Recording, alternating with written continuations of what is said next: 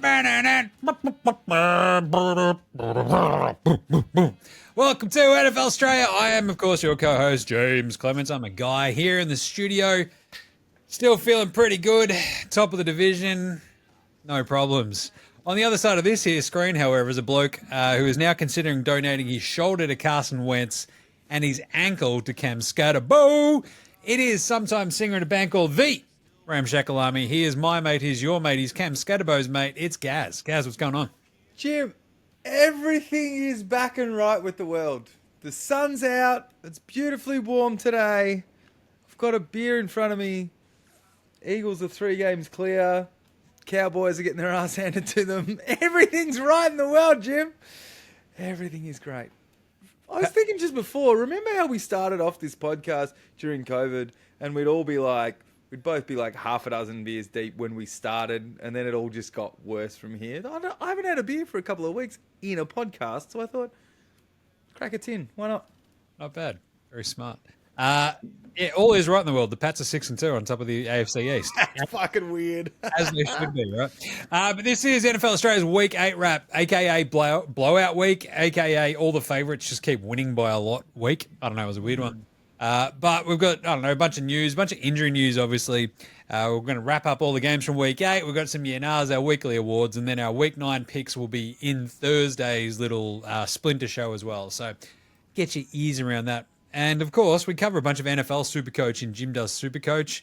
Those Wednesday shows are getting so chaotic. NFL Supercoach is just off its head. So that's very fun. So I'll have a quick little mention about that. But that's it. So I guess we should probably get into it. What is this? Episode 137, I believe, of NFL Australia. Let's go!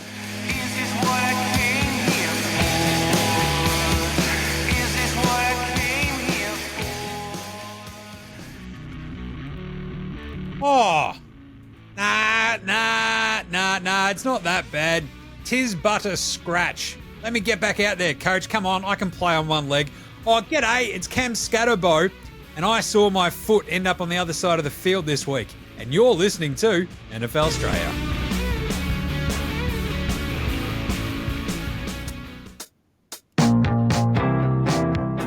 All right, guys. So, Week 8's done. As I said, blowout week. A lot of favourites won, same as the week prior, actually. Bit of an odd one. But I guess we hit on this literally 2-3 weeks ago, right? The Skattebo injury, we were messaging at the very wee hours of the morning.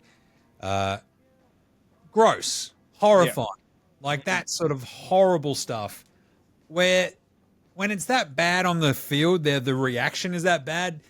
Like so much of me is like, I don't actually want to see the replay. And then you can't tear your eyes away from the replay. And as soon as you've seen the replay, you go, like, oh, wait, I really wish I hadn't seen that. Like, this is how my stupid brain works. That sucked. Like, it was absolutely brutal. Poor Skattebo. It was like, such a electric experience there for this moribund Giants franchise. Yeah, Jackson 100%. starts beside himself in, like, sheer despair. Yep. And Skattebo's foot's like this way. I don't know. Did you remember Harrison Jones, I think it was, for the Bombers this year? Same sort of thing. No. Kind of landed a bit weird. His foot just went, his head went that way. Yeah. His foot went that way. Like that sort of vibe. Like it was like, horrible. So obviously there's the stories that come out because he's a legend. He's a myth. He's an enigma. Skattebo already. And yeah, the commenter that he said to teammates, get me up, I'm walking off myself. Like, that sort of shit. And you know that it's pretty full on when you're a Giants player and Eagles fans at home are reporting you leaving. And Big Dom, the security guard, went and visited him in hospital and took him pizza and fucking cheesesteaks. So he's already caused buzz about himself. He's added some spice to one of the top 2-3 saddest franchises over the last 5 years. All of a sudden, they got some vibes, and then they lose Neighbours. And then they got some vibes, and then they lose Skattebo. And then you're like, for fuck's sake. Anyway. Did not step on my Outback Takehouse, but I mean, this is what happens when you steal 2 Super Bowls that you don't deserve, really. How's fucking all in the while we're still on this? All the commentary, they just fucking were giving it to Tom Brady this week. So of course BG comes back. So he's interviewing at the Eagles game, and who's BG just on the sidelines, and he runs up behind him when he's getting interviewed and like strip sack every time he sees Tom Brady. And then Tom Brady's on in front of the cast crew, and they're all like, so Giants. So how's that franchise? How did that work out for you? Like Making him do the Giants Eagles game. Yep. The 2 teams that have beaten him in a soupy was just such a kick in the guts. Like, I'm sure he's crying himself to sleep. Crying himself to sleep with his 7 rings and billions. Yeah. But yeah, as I said at the top, blowout week, favorite win week. I want to say, what's that? We had 12 games. I think favorites went 11-1. Like, it was just. Yeah, and one of those ones that look, I took a bit of a flyer and a bit of a multi, and I think I went the Niners. But the one sure we'll talk about it, but we all need to pause and have a bit of a laugh at the Falcons, don't we? Like, literally number 4 on this stupid list of like the Falcons are the worst team ever, and I hate Kirk Cousins because they cooked everything that I bet on this week. You were like, but the way that Miami's been playing, you're like, this is a fucking certainty. Yeah. At home, you're Atlanta. Anyway, we'll talk about that in a second. The Jets got a win. That was massive. They go into their bye happy. It's amazing. Again, though, Cincinnati, you're a disgrace. The tush push is still dead. This is 2 weeks in a row. We've had some weird tush push thing where they reckon they'd sort of forced the fumble, right, from your man Jalen Hurts and his stupid hats. But the refs came in and saved the day once more for the Eagles. Forward progress was stopped. It's like, that's never stopped you stopping the top tush push before, you idiots. But now, because it's a turnover, you're going to actually, get out of here. So, it was pretty bad. Yeah. Anyway, it feels like we've had enough of these instances now where they're just struggling to like officiate properly. They're just going to ban it. So anyway, other news, as mentioned, Falcons are the worst team ever. Carson Wentz is done for the season, as I mentioned at the very top of the show. And that's his left shoulder, which looked like it had popped out a couple of times in that game that the Vikings played last week. It was not great. He's been getting battered for a couple of weeks now. Like, it was just taking its toll. And we all know Carson Wentz, he's kind of injury prone. So it was only a matter of time before something happened to him. But yeah. The Broncos are also going to lose Pat Surtain for a couple of weeks, might even end up on IR, which is a bit of a crazy one if you look at that sort of Broncos D.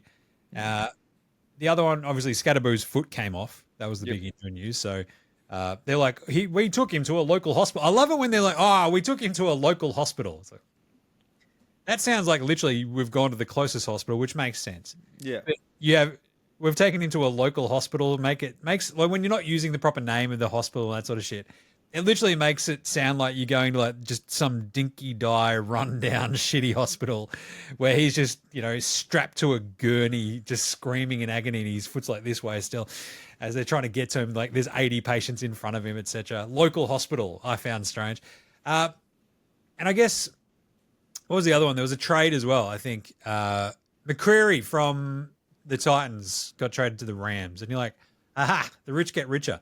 I'm just waiting for my team to do something cool, maybe on the O-line, just to help protect my actual suddenly MVP candidate QB a little bit better.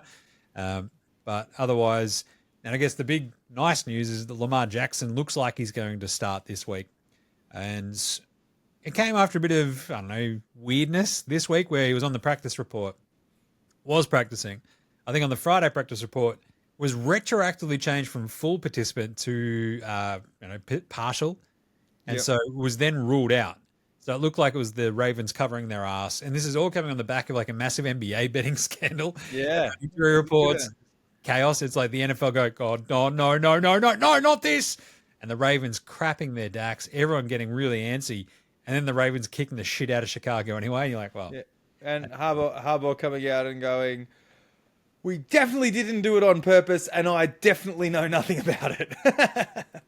That's right. Sure.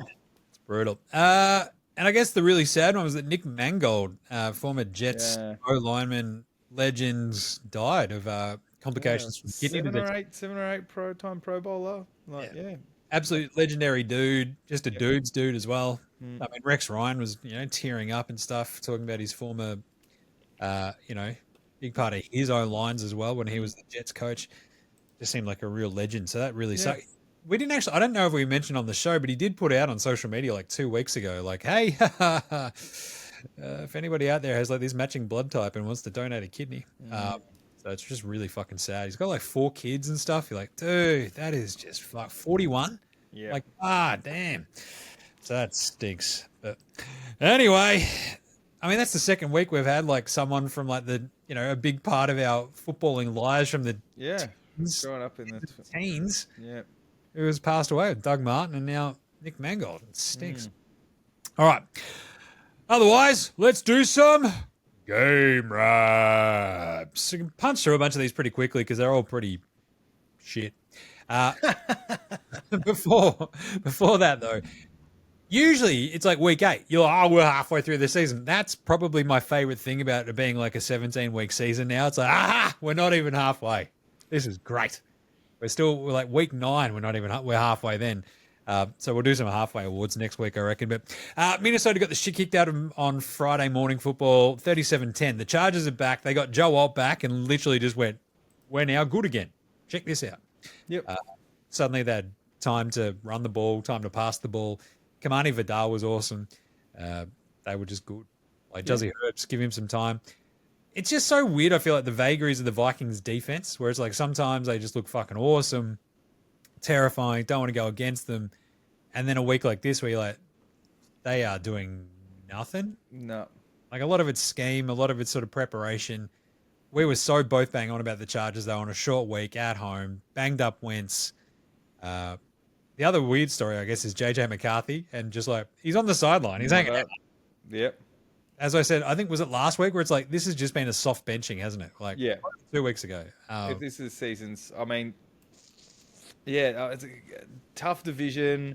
At what point are you just going to go, well, we're not going to bring him out at all, right? You fucking 3-4. Like, you're not looking like you're going to make a deep playoff run. But anyway, stranger things have happened. We're still talking about the Ravens making the playoffs. So, stranger things have happened. I'm going to talk about the NFC playoff picture in a second, but I don't know, there's a QB who's a backup at the moment who's probably pretty adept at Minnesota's system. He knows the area pretty well. He doesn't like getting holes in his sweaters. Yeah. I'm just saying. You're saying that this week was an audition to be moved on? God damn. It was a horrible audition. That's a tanking of the audition you've ever heard. Anyway, good win for the Chargers. They sort of stay alive now. And if they just sort of can get back into the right frame of mind, then they're dangerous. Bit of shit pumping going on here. Miami, Atlanta, 34-10. What? I literally just wrote, well, what the fuck, Atlanta? Jesus. It was horrible. Like, there was like this weird moment where it felt like they might actually pull the comeback off. And then Bijan like basically knocked the ball off his own leg and fumbled it forward as he was like in the red zone right there, probably going to score. And then it all just went completely fucking sideways from there. There's a weird story about this where Tua got like fucked in the eye. He had a big case of fuck eye, right, this week. And so he's like wearing a visor and suddenly he can fucking throw laser passes.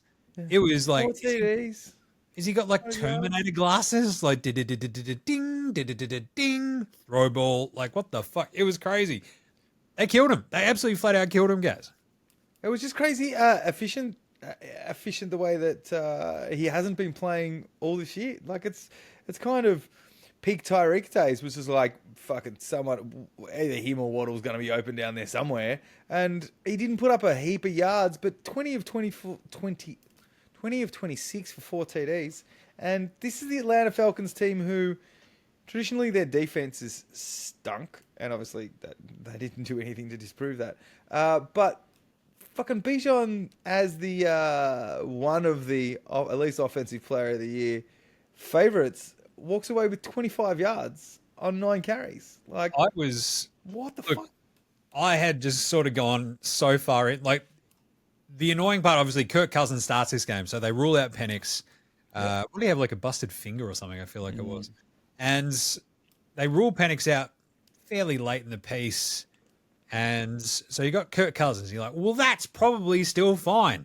they keep pointing out that this is like also I think the site of the you like that game from like bang on like 10 years ago or something. Crazy sort of like, all right, sick. This is going to be the Kirk Cousins game. And then he came out and was absolutely abysmal. Like, he goes 21 to 31. Oh, that's not too bad, Jim. That was, if you watch that game, you're like, he doesn't know how to play quarterback anymore. What the hell? It was horrible gear. Bijan couldn't get going. I'd bet on him on a bit of a ladder as well of like, combined receiving and rushing yards here, and here with a touchdown. Never looked like break. Well, there was like the one where he sort of broke and then I think there was one that got called back and there was another one where he fumbled and you're like, dude, this is just not our day here to Atlanta. So that sucked. Sank everything else that I had tied to him. So bit angry at the old Atlanta. And now they play the Pats this week. So I want us to absolutely fucking kill them. Just saying. Anyway, Miami. DJ Mikey McD saved his job. I reckon he now keeps it probably for the rest of the year, unless it just completely falls off a cliff in like 2-3 weeks. But at that point, may as well just ride it out, right? Achane was the big one here. He could actually run the ball, and it was good to see Ollie Gordon got in the end zone as well. Still didn't mean I won fantasy, but goddamn. No. Anyway, Jets Cincy. What the hell was this? 39-38. How do you give up 39 points to the Jets offense, Gaz? Justin Fields has been dragged through the mud by his own owner this week. 10 yards in previous weeks, and all of a sudden they put up, what was it, 400 total? I think it was 400 plus. Like, it was absolutely crazy how good they were. 500 total yards they put up. Absurd. 500. This is an offense who had negative 10 net yards the other week. On passing yards, obviously. But what a fucking shootout. It's ridiculous. They scored 6 points last week against the Panthers. 11 points the week before, 22, 21, 27, 10, and 32. They dropped 39 a week after scoring 6 points. It's just insane. That just shows you how bad this Bengals defense is. Trey Hendrickson came back and then left again because I assume, because he's like, this fucking sucks. I'm out. Peace. You suck. Fuck you. Fuck you. You're cool. Fuck you. I'm out. That's absolutely what happened with Trey Hendrickson. And I think they've gotten to the point where, I don't know, because he's hurt again, can they trade him? Like, they're fucked. So, Cincy, disaster. Look, I'm not going to be I'm not saying it's obviously first win for Coach Glenn and obviously first win of the season for this poor Jets team. And obviously Breece Hall was able to get some shit going. But look, I'm not going to question anyone's beliefs, Jim. But apparently this was all God's work.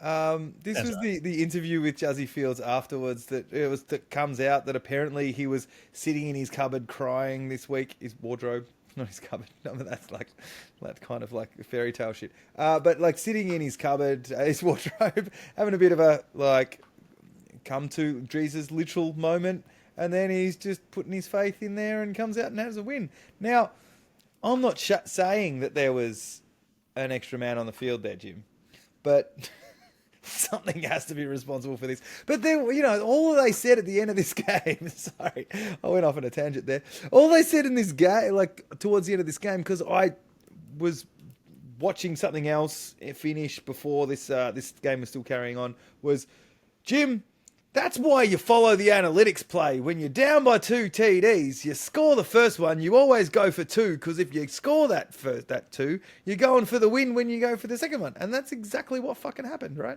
They ended up with that point over the line, and fucking out she goes. It absolutely stunned me that it worked, because they were down 14. As you say, they score the touchdown, and then they're lining up to go for 2, and I'm like, you're the Jets. Why don't you just kick the fucking point and try to get this tied up? Like, whatever. But he got it. They got it.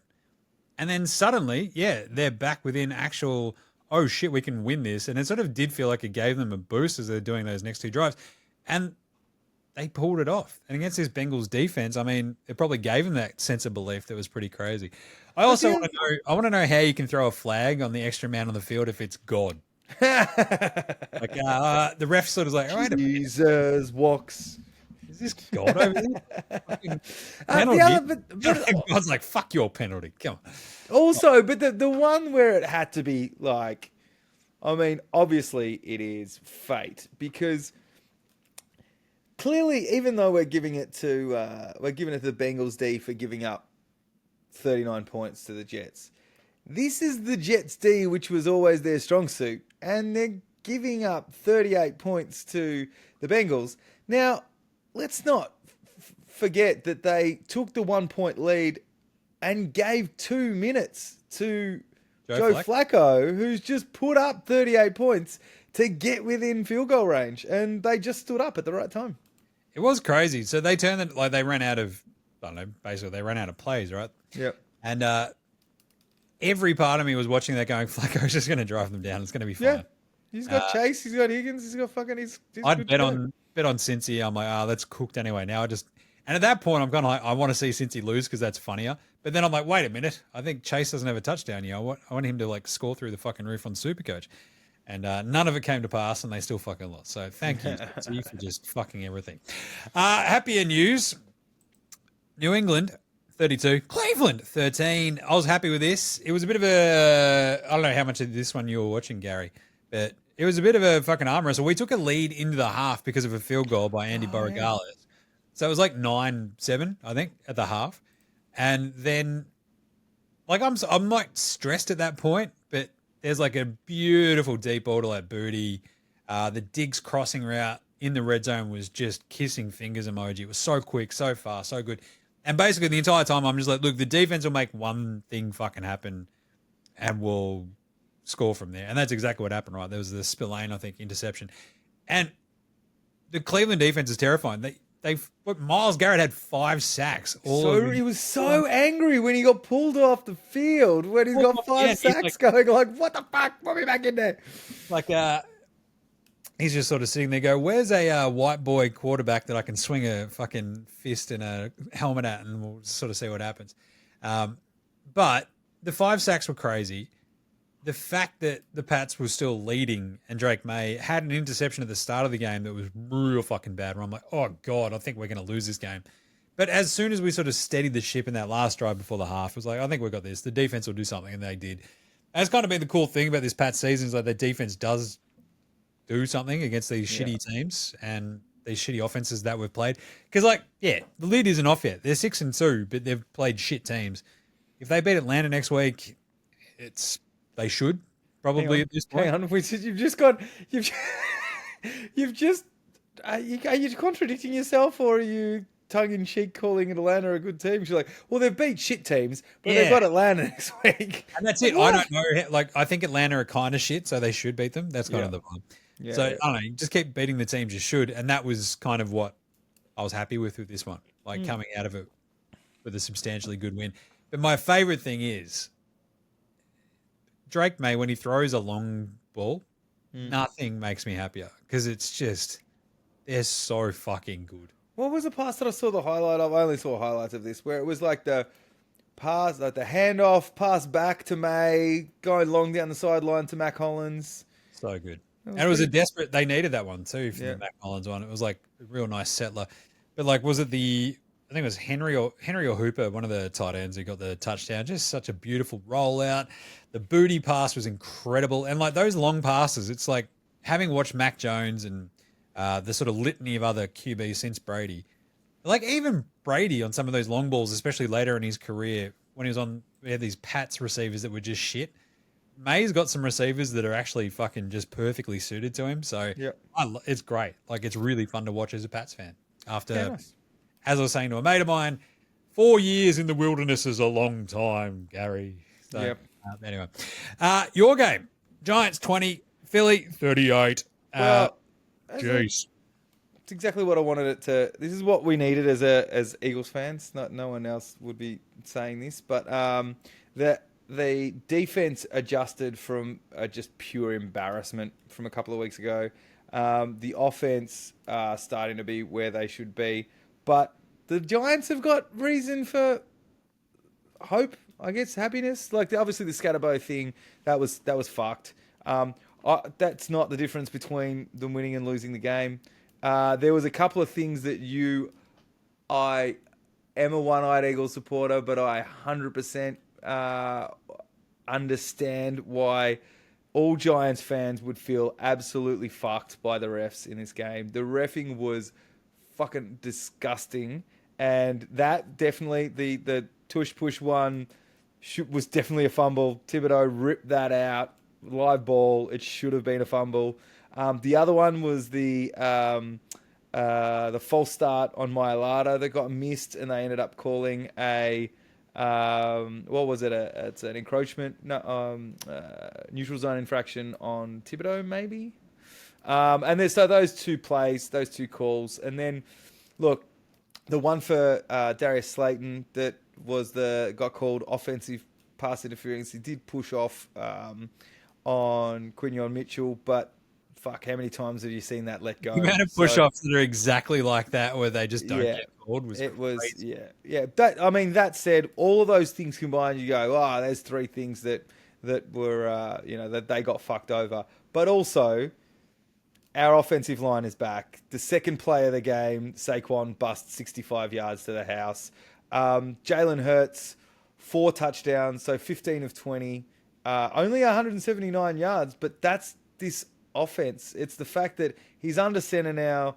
They had to respect the run game because the offensive line is back. And then Smitty, with no AJ Brown, Smitty was open a bunch of the time. Dallas Goedert now is leading the league in touchdowns, even though he's got like fuck all yards. He's got 7 touchdowns. But yeah, look, Jalen Hurts is 7 touchdowns passing, 7 touchdowns, no interceptions in the last 2 games. He's leading the league with 20 touchdowns and 1 turnover. Obviously should have been 2 this year. Sorry, 20 combined touchdowns, 2 turnovers. But we had Saquon put up 150 yards, and then Tank Bigsby. We traded for him as a kick returner. He sucked at that. Finally put him in. We'll give you a go now that Saquon seems to have twinged his groin, and puts up 100 yards. We ran for 276 yards, Jim, after averaging under 100 for the first 7 weeks. Pretty good. The boys are back. He broke one big one up the right-hand side as well, I remember, right? That was like actually at a moment that you kind of needed the... It was second and 31, Jim. Yeah, it was insane. Second and 31 after a massive sack on Jalen Hurts on first down. It was fucking epic. And it was fantastic. But also the adjustments on the defense. We didn't have Jalen Carter the last time we played them. And we lost Quinyon Mitchell really, really early. So we did a lot of...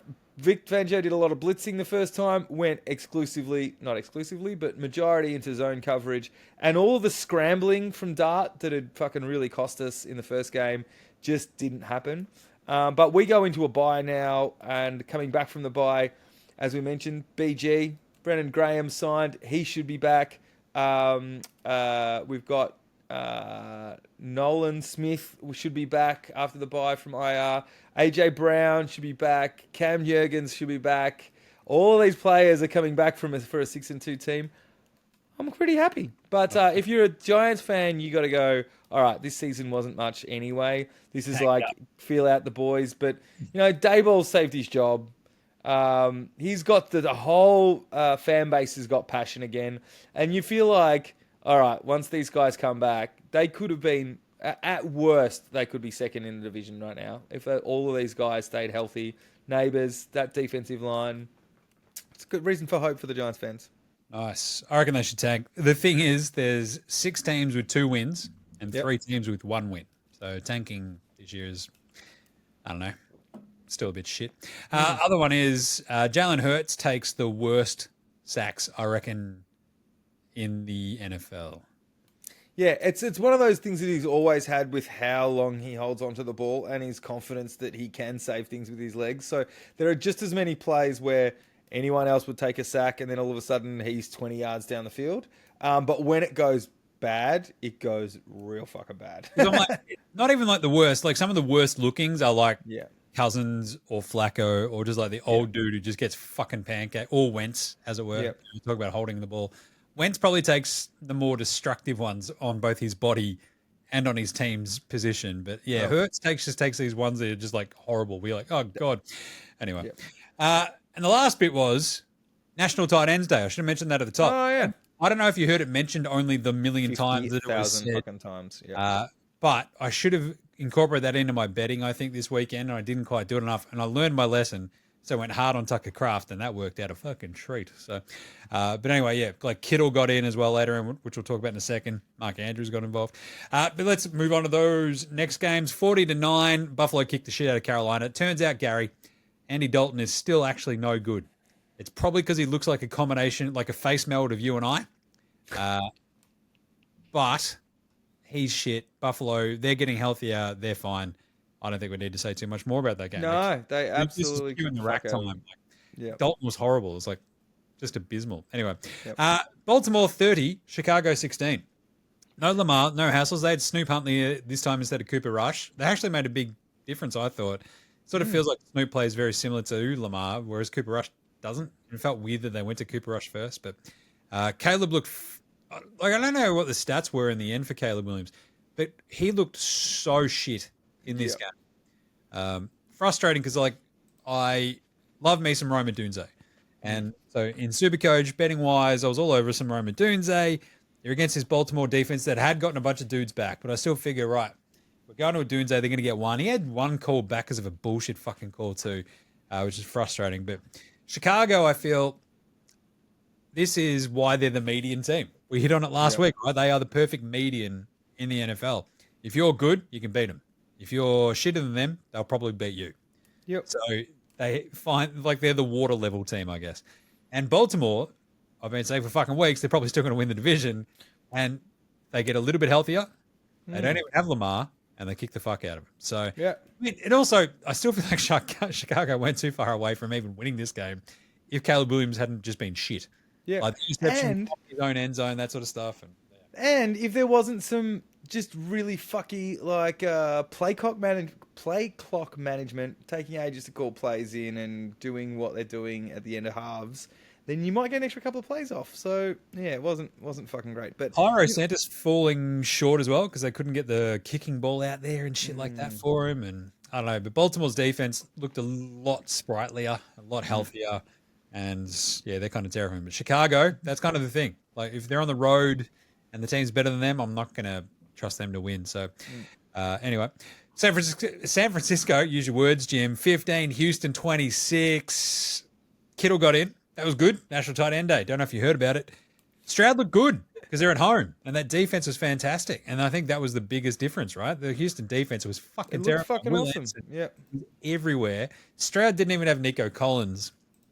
But he was still just like, actually, he had a bit of time because the Niners defense is just that banged up. At home, like I was all over Houston in this one, felt great about it. And yeah, they never really sort of got threatened. Yeah, look, I thought with Nico out and how he'd sputtered without him early in the season, they might struggle. And, you know, with all of those injuries, Mac and McCaffrey had just been doing enough. And it didn't happen. That defense for Houston was awesome. And when you look at it, they've quietly been one of the top defenses in the league for the whole season, just quietly doing its thing. Funnily enough, when you've got Mufasa as your head coach, he's a pretty good fucking defensive strategist. Amazing. They're 3-4, but their point differential is plus 50. It's insane. Yep. Like there's no other teams that have like a 500 record in the AFC that have a positive plus minus differential, or in the NFC either, and they're plus fucking 50. It's absurd. So like when they play and when they are playing at home, they tend to just win. Yeah. And outside of that, don't trust the Houstons. Simple. No. McCaffrey had a shit one too, which sucks. But anyway, Tampa Bay 23, New Orleans 3. This was horrible for the Saints. Rattler was benched for Shuck. Yuck. Like it was just, I mean, he completed a couple of passes, but even though I was saying on the broadcast, like you don't hold that up and go, well, we're going to have to go with this guy. But Baker and co just look good. This is a really good bounce back for Tampa Bay, right? Like after last week, I was pretty impressed. Like Emeka Egbuka is like still carrying like a groin or a hammy injury, and they were absolutely no problems. Like there's a couple of like moments where you're like that's a bit janky, but the Saints, they lose Kamara at one point. Olave has like a drop, but yeah, they're just a pretty shit all round team at this point. Yeah, one win for the Saints. It's not a surprise. Dallas 24, Denver 44. Is that like the opposite of like their score last week? Dallas 44. Oh, it might have been 44-22. The classic Cowboys. How about them Cowboys? I'm Drew Jones. Why we shit again? Come. Denver fucked them up. Bo Nix. I said this in we hit it on last week, right? Do you trust Bo Nix against the Dallas defense? And we were both kind of like, kind of. And then on the Friday video pick, the pick videos that we put out across all the socials, make sure you cross all of them. That was literally my last point. It's like, do you trust Bo Nix? It's like, oh, kind of. So when we had both picked Denver, and Dak had a shit game. The Denver defense fucked him up. There was like little moments with like CD, with Pickens. There was like a tough Pickens catch that was just overthrown. And Dak just had like one of those shit Dak games that every so often pops its head up. And you're like, yeah, it's a Dak game. You can't just have a full fucking season of being good. The thing about this, the Broncos have now scored 77 points in the last 5 quarters. Someone posted that, or someone made a comment about that in one of the other pods, and I was like, that's a fucking lot of points, Jim. It's a lot of points. Considering you'd scored none for the 3 quarters before it, all against NFC East teams. Don't get me wrong, like reasonably shitty defenses. But yeah, mate, if you're Dallas, like this is the Dallas one that you're like, all right, there's been a few positive vibes, but this defense is so fucking shit, and they were already short-staffed with the the secondary stuff, and the same thing that happened in the Giants game. I mean, you were already suspect, and then you lost a player or two in that secondary during the game, and there's not much you can do. And they're playing with fire in Dallas, being that they are effectively relying on a shootout every game, and that offense just can't be that consistently, right? So if the defense aren't doing their job, and then if the offense can't carry them, well, then these sort of things can happen. Yeah. 44 for the Broncos was pretty crazy. Like, as you're watching it, like, Jesus Christ, they're getting shredded by Troy Franklin. Like, just RJ Harvey's touchdown was really good. But, well, one of them, he ended up with 2, I think. And he got 3 because he got a receiving touchdown as well. Receiving one as well, yeah. Because I think his first touchdown of the year was a receiving one as well, maybe. Yep. So it's like his first rushing touchdown finally this season. You're like, oh, that's nice for the rookie. But yeah, Dallas is just, I mean, it feels like, yeah, on the road, we probably shouldn't trust Dallas. Like, this is the case with so many fucking teams this year that it's kind of crazy. So, yep. Indy 38, Tennessee 14. Jonathan Taylor's fucking incredible. Amazingly, I bet on the 3 touchdowns and it hit. Oh, it was $5, Gary. $5 to score 3 touchdowns in a game. It's just insane. But against Tennessee, I think everyone's on it. Everybody had him as their coach, their captain in Supercoach and all that sort of shit. Yep. But Pittman got involved. Warren got involved. Warren didn't do a massive amount in this one. I expected him to do more.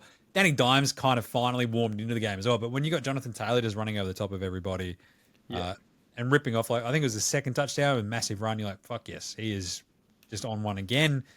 He's unstoppable. In Tennessee, just like, can you fire an interim coach? Like, that's Mike McCoy. You're fired for wearing a fucking visor. Simple as that. Green Bay 35, Pittsburgh 25. Don't know if you knew this one, Gary, but Aaron Rodgers used to play in Green Bay. They barely mentioned it. Golly gosh. And he was playing against the guy who they drafted in the first round who was going to take over from him, Jim. And they're see what happened? And he came up and said, I love you, bro, at the end. And it was all happy families. Nothing made me happier than Green Bay kicking the shit out of Pittsburgh in this game, despite me taking Pittsburgh. But I don't know, it felt like the defense of Green Bay was like the one thing where you're like, aha, it's still okay. Because I feel like Aaron Rodgers didn't lose this game, but they just made it fucking difficult for him. And then the flip side was, I've been saying this now for a bunch of weeks, and I've been betting against it pretty heavily. The Steelers' defense, especially in the air, is shit. Like I think it was like 3-4 weeks ago where I'm like, wait a minute. Steelers are giving up like the 3rd most yards in the air. They've given up like a few touchdowns, not chaos amount of touchdowns, but like enough where you're like, that's a bit weird. And so I've sort of jumped on that. And then I jumped on Kraft this week for that one. And he delivered in spades. So I was stoked with that Sunday night game. So thank you, Tucker Kraft, for National Tight Ends Day and making you make Jim a little bit of cash. But yeah, that's the biggest problem with the Steelers, and that's probably why I'm still believing in the Ravens to win the division, because the Steelers' defense stinks and they are playing a pretty tough schedule. We kind of know that. So, like, Rodgers will probably keep them in a bunch of these games, but he looked good. Like I was flashing between games, and there was some downfield passes on the run. You're like, oh, that is Aaron Rodgers, but he's not doing anything spectacular. He's just doing exactly what you kind of expect him to do, and that is do enough to keep them in games. The run game isn't really delivering for Pittsburgh, and as you said, that defense is somewhat aging now, so they just seem to have lost a step a little bit. So they're relying on Slay, who's doing his thing, but like he's getting past it. Like I don't know, they're like every time you sort of look at them, they're kind of getting beaten in the air, but also like their fronts and shit like that. It's sort of like they kind of keep getting pushed over a bit. You're like, there's just, I don't know, Pittsburgh worry me, but they're still like the reason that they won that Pats game is because the Pats gave them the ball 5 fucking times, which I'm still not at all bitter about, and thinking, fuck, we could be 7-1. But at the same time, like, you think about Denver, like they're 6-2. They could be 8-0 if it wasn't for a couple of weird fuckiness of the field goals. Like if that Indy Denver field goal one and whatever the fuck one before. Anyway, that was a really good win for Green Bay, and especially because, you know me, love uniforms. Those Steelers ones, the throwbacks to like 19-2, whatever the fuck it was, they were horrible. Yeah. I usually love throwbacks, think they're awesome, but you can't wear that uniform against Green Bay. Like, it was just really weird. Fucking stupid and weird. Just go with black and gold. You're in prime time. That's dumb. Don't do that. Don't be dumb. And finally, Kansas City kicked the shit out of Washington. 28-7. This was pretty fucking dull and dire because it was just a turnover fest to start the game. You're like, what the fuck is going on? Mahomes has 2 interceptions. You've got 2 interceptions for Mariota, like one right at the end as well. But it was just kind of all over the shop. And then they finally get they both score a touchdown in that second quarter. They finally get going. And then Kansas City go, wait a minute, we're at home and we're better than this team. And fucked them up. Good to see him. Was it Lattimore got the interception on Mahomes? And it's like, he needed that one. It's like, yes, because he's been shit. Yeah. Wasn't there a fumble as well at some point too that I remember?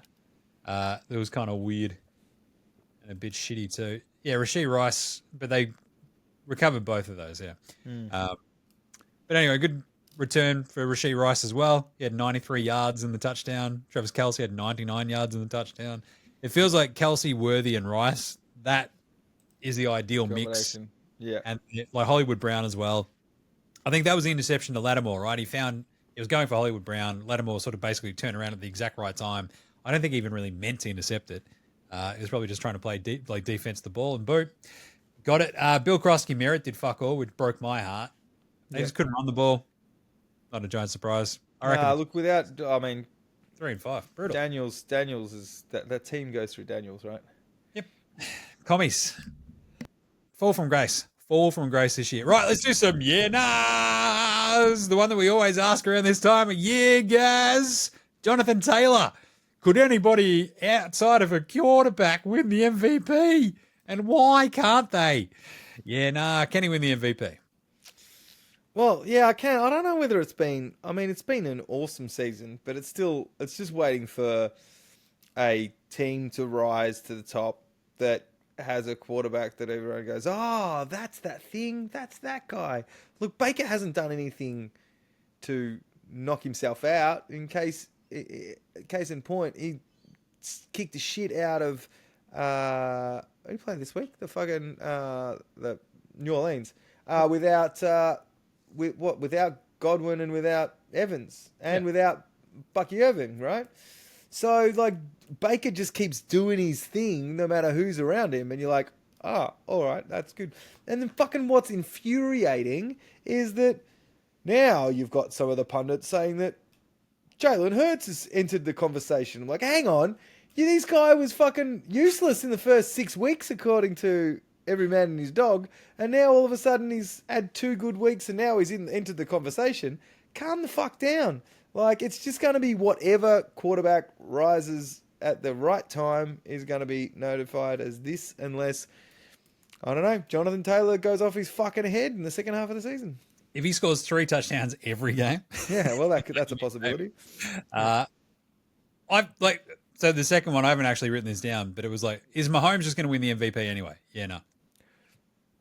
I don't think so. Because he did fuck all until all of a sudden, oh, your weapons are back. And now you're doing enough to look good. If you look at Baker, it's kind of that, all right, he's doing his thing. And what if the fucking Ravens make a deep run in the playoffs, and then all of a sudden Lamar's gone from, if you're talking about most valuable player, they've gone from just holding on, and then he comes back and they do some fucking crazy run and knock off 7 games in a row, and you're like, well, that's fucking valuable, right? He wouldn't have played enough games though at that point. Yeah. I think to sort of like, we'll sort of do the halfway rank next week, but I reckon probably the best look is probably Josh Allen if the Bills just sort of kick up, especially if they win this week, right, which is a massive game against Kansas City. I think that'll be the sort of starting point of the narrative. I'd like to believe that Drake May could win it, but they might be pushing it just a little bit. The other one I wanted to ask you was the NFC playoff picture. Is it set almost already? I feel like there's a little bit of wiggle room, but like, could the Falcons and the Vikings, do they have any chance of overtaking the teams above them? Which is, and I did have it right in front of me. At the moment, it's Green Bay, Philly, Tampa Bay, Seattle, Detroit, the Rams, the Niners, the Bears, the Panthers. So basically, with the Niners being 5-3, is anybody going to catch and pass the Niners? Like, Falcons, that was a season-defining loss this week. The Vikings, and probably now cooked. But if they believed in J.J. McCarthy at the start of the year, I mean, why don't you believe in him now? Because he's shit. All right. And I think the Bears are like the perfect median team. So they'll just go like 9-8 or whatever across the year and not make it. But it sort of feels like that 7 spot with the Niners so banged up. Is it up for grabs? Yeah, no. Yeah, there's like, it's setting up for a surprise, undeserved team, right? Like up until last week, you were like, how the fuck are the Panthers 4-3, right? And then they come in against the real team and get the shit kicked out of them. But then you've got teams like the Bears who 1 week, as you said, is the median team. They look at someone mediocre and look slightly better than them, and you're like, oh, well, maybe these guys do have a sniff. And then they come and get the shit kicked out of them. But the Niners, as we've said, somehow, we have no idea how they made it to 5-3, because you're like, you've got practice squad dudes, and now all of a sudden, making it. And then all of it takes is a couple of good stay healthy weeks from the commies, and all of a sudden they've got a little bit of a run streak together. You've got that Dallas defense to just be mediocre, right? Just not fucking terrible, and then Dak will get you wins.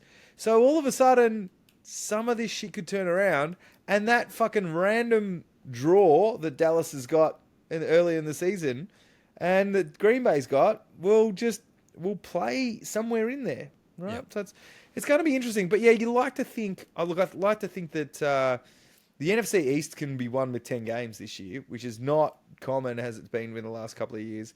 The North, what will cost the Bears is obviously Packers and Lions games. But yeah, it looks like it's down to that 7th spot, doesn't it? Because the Bears have still got, there's like this amazing 3-game stretch that they're about to hit, where it's at the Bengals versus the Giants and then at the Vikings. If they win all 3 of those, which as the median team, feasibly they could.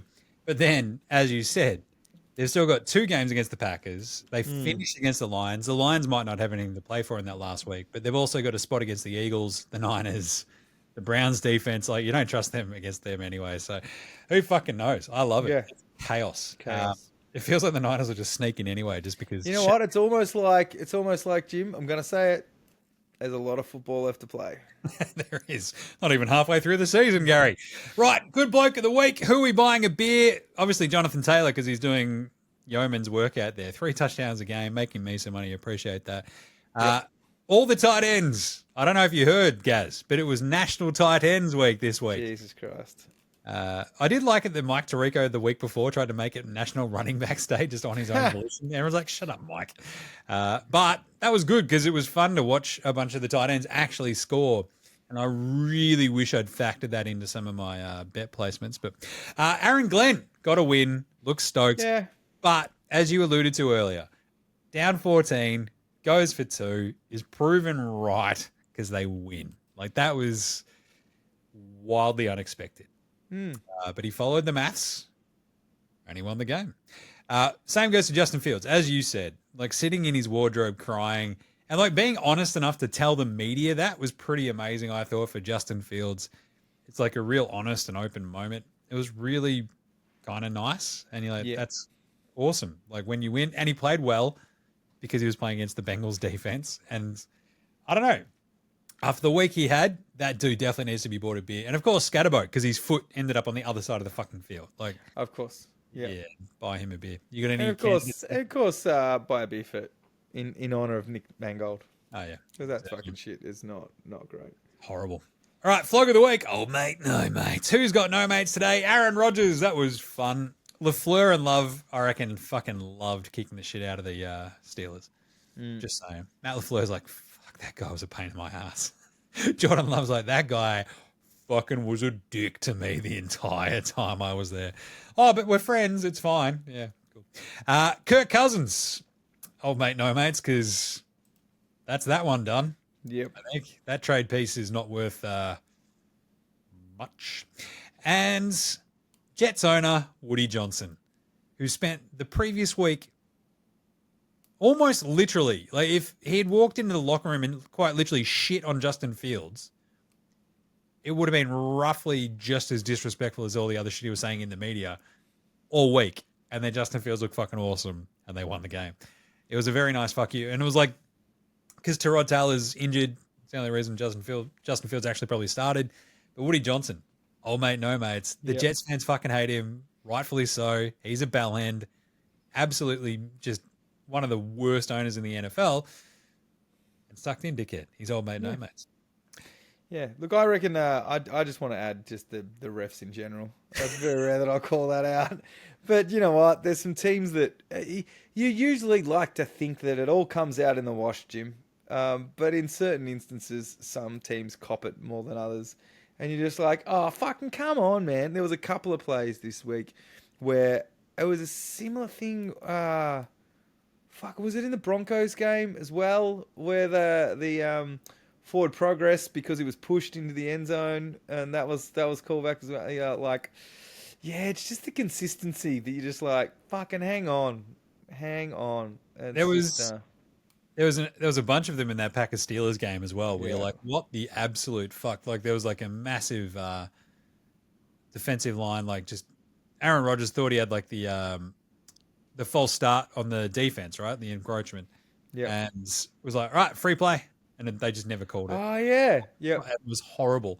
And they were like, that's a big part of Aaron Rodgers' game, Jim. Don't you know that? Like, he sees that, gets a free play, his eyes light up, and he's fucking down the field. That's Aaron Rodgers at his best. Outback Takehouse for... It's Tuesday at Outback. You know what that means? Oh, yeah. Found a possum in the backyard. The squids beat it to death with their cricket bats. Boom. Chucked on a spit roast possum. Only at Outback. Today's flame grilled take is Bryce Young's been soft benched. And he's probably coming back this week, I'll tell you what, because that was bloody horrible. Soft benching. The JJ McCarthy situation. It probably would have been the Justin Fields situation if Tyrod Taylor had been healthy. The big one's going to be like Caleb Williams. Does Ben Johnson at some point just go, what the fuck is this idiot doing?